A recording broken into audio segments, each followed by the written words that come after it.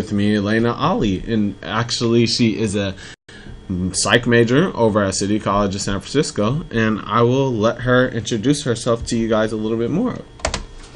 Hi, I'm Elena Ali. I'm a student over at City College, San Francisco. My major is psychology. Thank you for that. I'm just here today to talk a little bit of my personal experience with, bipolar disorder and mood swings. Nice, cool, nice. That was a nice little quick brief intro from Elena Ali. So for a quick reminder, for all of you who watch this show, you can always call in to ask questions during the show at any time. The number at the bottom of the screen, as you see, so 415-861-6648. Call in and you can ask us any questions based on this topic or the topic of mental health. All right, as we go along. So, to start off with this topic of bipolar disorder, what is the actual definition of it? That's what we want to get into. So, I'm going to first start off by giving you all the general definition, which I found on Google. And so, I will also like to mention for everybody out there watching the show that I am not a professional on this topic, nor is Elena. And so, the information that we'll be giving you is all researched information that we have found ourselves online on Google. And also, we found this information at the National Institute of Mental Health. So if anybody wants to check out some of this information for themselves, you can check it out on Google, search it up under bipolar and mood disorders, okay? And that's, again, the website that I got most of the information from is the National Institute of Mental Health, okay? Cool. So the definition for bipolar disorder. Bipolar disorder is manic depressive illness, okay? It is a brain disorder that causes unnatural and unusual shifts of mood, energy, activity levels, and the ability to even carry out daily tasks. So what that can look like, it can range from a totally different thing. It doesn't mean that bipolar disorder is specifically somebody being happy at one moment and then being angry at the next. But it's a whole shift in the whole personality of that individual. They tend to lose a lot more energy. They don't want to do the same things that they usually do and that they usually love. They don't do them the exact same way that they used to do them. There's a huge shift in their personality and what they, feel for certain things. Can you expound on this, actually, Elena? Actually, yeah, I can. Back when I was in high school, I would say about 10th grade is when I discovered Polynesian dance over at my school again. Because I used to do it when I was back in elementary school. So I guess for about 2 years I was dancing, and then, around the time where my anxiety went up and my mood switches started, I stopped dancing because I just didn't want to anymore. I just completely didn't want anything to do with it. So I stopped dancing for a while, and part of that, little things can cause the shifts. Like it can be like somebody can upset you really quick, or it can be like somebody stepped on your shoe and then your whole mood just changes. You can go from really happy to like really upset. That's kind of like what happened with me, but it was something a little bit bigger. It was like my grandpa died, and then I just completely shut everything down, and I was in a really dark place at the time. Oh wow, maybe we could get a little bit more into that later, a little bit more into that story about your grandpa, if you feel comfortable telling us about it. But so if I feel from what you're saying is a lot of the feelings that you felt during this disorder is quite similar to the textbook definition, which is, you felt a lot of shifts in your mood and your way you were feeling about the things you were doing. Yeah. And is it like that also with energy too? Did you sometimes feel energy differences? Yeah, I actually did, because I remember being like, a lot of energy, get up really early in the morning, and then around that time I was like, sleeping in a lot longer, and I didn't want to do much. I didn't really participate in a lot of activity, and I kind of slacked off on working out, and then kind of over time just completely stopped. So it had a huge effect. It did. Okay, I see. So one of the things that she had to endure during it, she had change of sleeping patterns and stuff like that. All of these things are very keen to pay attention because bipolar disorder can be very severe, and it can even result in damaged relationships, poor ability to do your job, or even to show good performances in school. And for some people, it even results in suicide. Okay, and that is very serious. Almost 50% of cases that are around the topic of bipolar disorder, they start before the age of 25, actually, too. So that means when it comes to these situations, it's not usually people that you see probably on TV. Like you usually see like an older individual, older male feeling bipolar or something. Actually, bipolar disorder majorly affects women more than it affects male. And then not only that, it is more common among young people under the age of 25. So pay attention to those things, because there's people in your life that could possibly be experiencing bipolar disorder and stuff, right? So what we want to do is to help you get better at paying attention to those type of things and seeing what the symptoms are, is to how to recognize the symptoms first, right? And so we're going to go over a little bit of that. How can you recognize the symptoms of bipolar disorder? So usually it is an intense emotional state, and that changes from mood episodes. Basically, a tense emotional state can be a mood episode, and what it is it can represent a drastic change from a person's usual moods. So if you know somebody and they're usually happy and maybe a little outgoing, and then all of a sudden you realize they're a lot to themselves, they're at home, they don't want to be bothered by everybody, there's two different things, because that could get mixed up with a lot of different things. Some people think that that's just your classic state of depression, but then it could also be bipolar disorder, and it's very important to pay attention to it and see whether or not it's bipolar disorder. And the way you can do that is with the 3 states that are within bipolar disorder. Bipolar disorder has 3 states known as the manic state, which is the first one, which is overly joyful or excited. You know, the person is probably really excited, sometimes out of nowhere, joyful, have a lot of energy. Sometimes can be associated with anxiety too. They're really, courageous and ready to do stuff, want to get stuff done, and they're just overly joyful. Maybe they're giving a lot more than they usually would. That could be a state of bipolar disorder right there. And then the depressive state, which means they're overly sad. They have more painful emotions. They have extreme helplessness. They feel like nobody's there for them or something, like they want to give up. Stuff like that. That's another state of bipolar disorder. And then the third state is having feelings from both manic and depression, meaning they vary from being happy to sometimes being very sad and then being angry, and it just switches up all over the place sometimes.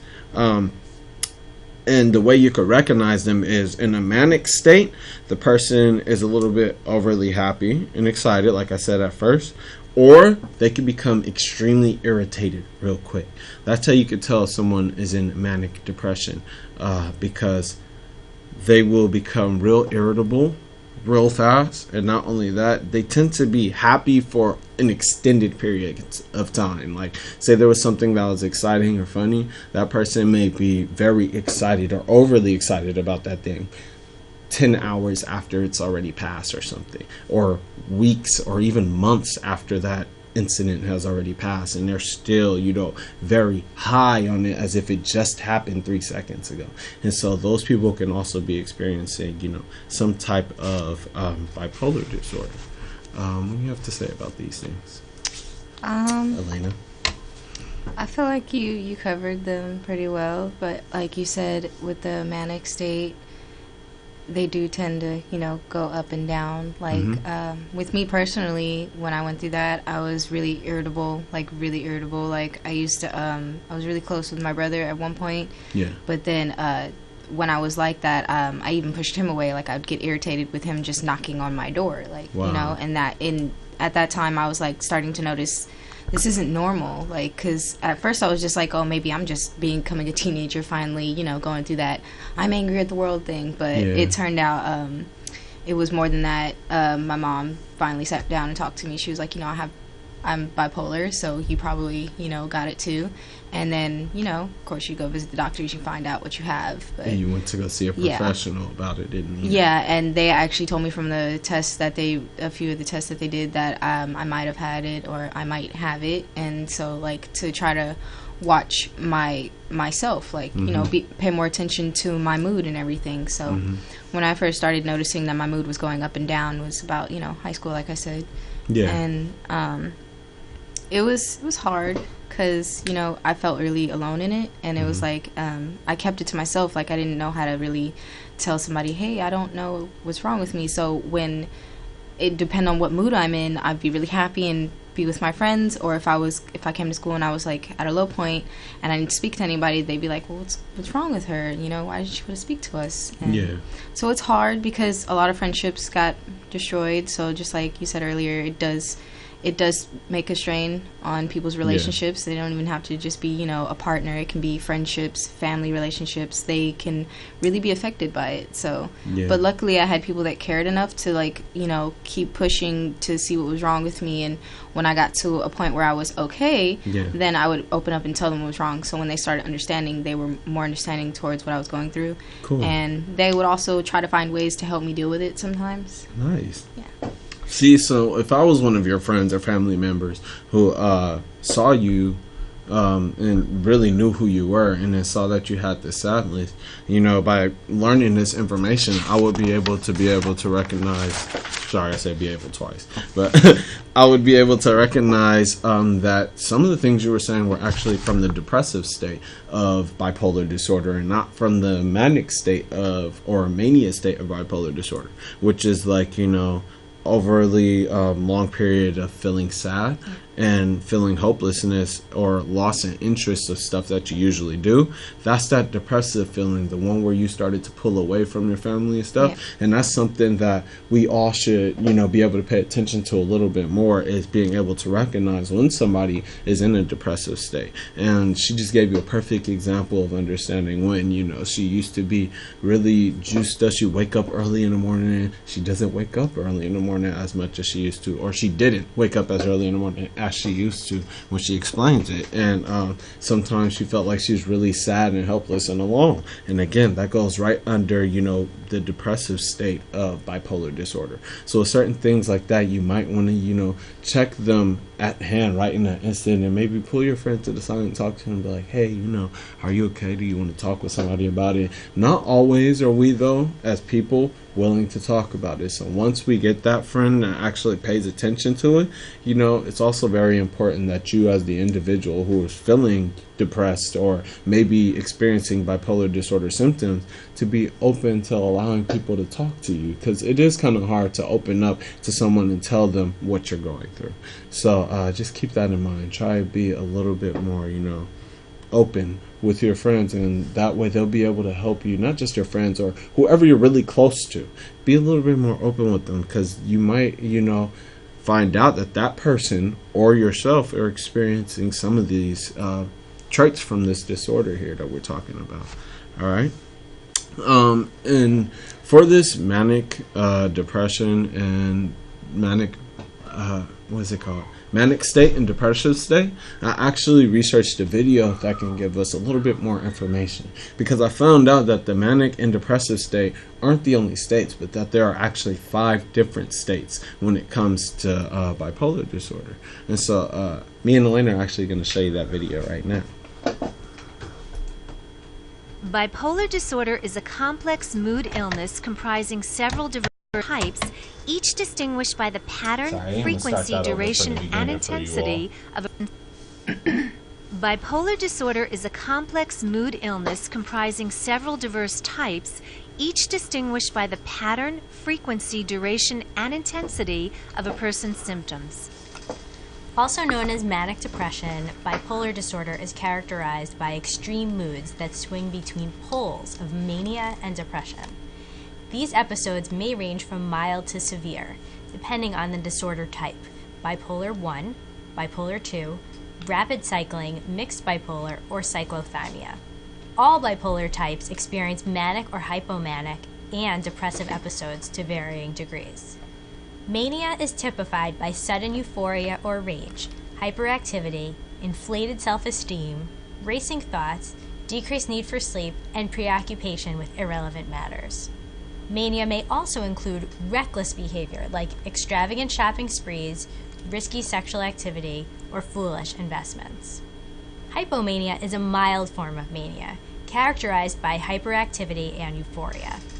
The depression side of bipolar disorder mirrors the symptoms of major depression: persistent sadness and fatigue, loss of interest in activities, changes in sleeping and eating patterns, difficulty concentrating, feelings of hopelessness and worthlessness, and thoughts of death or suicide. Of the various bipolar types, the most severe is bipolar I disorder. Those who have this type may experience manic episodes that begin suddenly and last for an average of 4 months. Depressive episodes may last even longer, persisting approximately 6 months, but rarely for longer than a year. Bipolar I sufferers may require hospitalization, either because a manic episode is out of control or depression is so severe that the risk of suicide is high. The presence of mixed episodes, which combine manic and depressive symptoms, may further heighten the suicide risk. Bipolar II disorder is considered a milder form of bipolar disorder and is the most common. Bipolar II disorder sufferers typically experience less intense hypomanic episodes of euphoric or irritable mood, followed by depressive episodes, which are often experienced with greater intensity. Hypomania may appear as simply an outgoing personality, in some making diagnosis difficult, while others may experience it as a negative state that causes severe agitation and difficulty concentrating. Without treatment, hypomanic episodes may escalate to full mania. Rapid cycling bipolar disorder is characterized by alternating episodes of mania and depression within a short period of time. The periods of depression tend to be predominant, interspersed with briefer periods of abnormally elevated manic or hypomanic mood instability. Studies suggest that 10 to 20% of people with bipolar disorder develop the rapid cycling pattern typically later into the illness. While virtually anyone can develop rapid cycling bipolar disorder, it occurs more frequently in women than men. With mixed bipolar disorder, the highs and lows of the illness typically occur simultaneously in rapid succession as either dysphoric mania, which is a manic episode with unpleasant or depressed mood, or agitated depression, which is a depressive episode with mania symptoms such as anger and irritability. Hospitalization may occur for mixed episodes as they may be accompanied by psychotic symptoms including hallucinations or delusional behavior. It's estimated that 20 to 70% of bipolar disorder sufferers experience mixed episodes, particularly when the illness begins during adolescence. Cyclothymia is a milder form of bipolar disorder with highs and lows characterized by hypomania and mild to moderate depression. Those with cyclothymia typically stay connected to reality. If you think you may have a type of bipolar disorder, consult a mental health professional.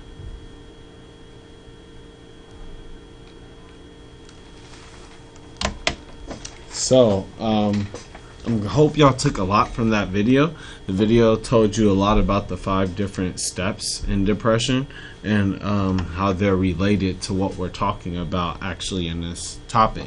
And so before we went to the video, I gave y'all some examples of mood changes, and I'm going to give you examples of behavioral changes also, so that way you'll be able to pay attention to the different ways that your friend, he or she may behave. So some behavioral changes for mania or manic is talking very fast, jumping from one idea to another and having racing thoughts, being usually distractive, or increased activities such as taking on multiple new projects at a time. You know, maybe you're a workaholic working a little extra. And then behavioral mood changes for depressive might be feeling overly tired, slowed down, having problems concentrating, remembering, and making decisions. Also, the person may be restless and irritable a lot. So those are some extra things that you could keep an eye out for when it comes to behavioral changes in both manic forms of the manic state of bipolar disorder and the depressive state of bipolar disorder. So now we're actually getting into our last minute of the TV show. And so with this last minute, I just want to take a moment to actually recognize you for coming on to the show and talking about your personal story, because that is really difficult to do, just to come on a show and talk to a bunch of people you don't know, all out there listening to your story. But hopefully hopefully what you said has encouraged and inspired somebody to probably go talk to their doctor or talk to a professional about how they're feeling. It maybe connect and find out, maybe they could be experiencing these type of things that go with bipolar disorder. Then I want to also thank all of our viewers for watching. Remember to watch again next week. We air every Tuesday at 6 p.m. YouthLINE Live. If our guests want to say anything to say goodbye to everybody. Thank you for having me today. I really enjoyed being here, and hopefully the story that I shared can help people, want to open up and go talk to people about their issue or to find out if they even have one so they can, deal with it. And, okay. Thank you again for watching YouthLINE Live. And goodbye.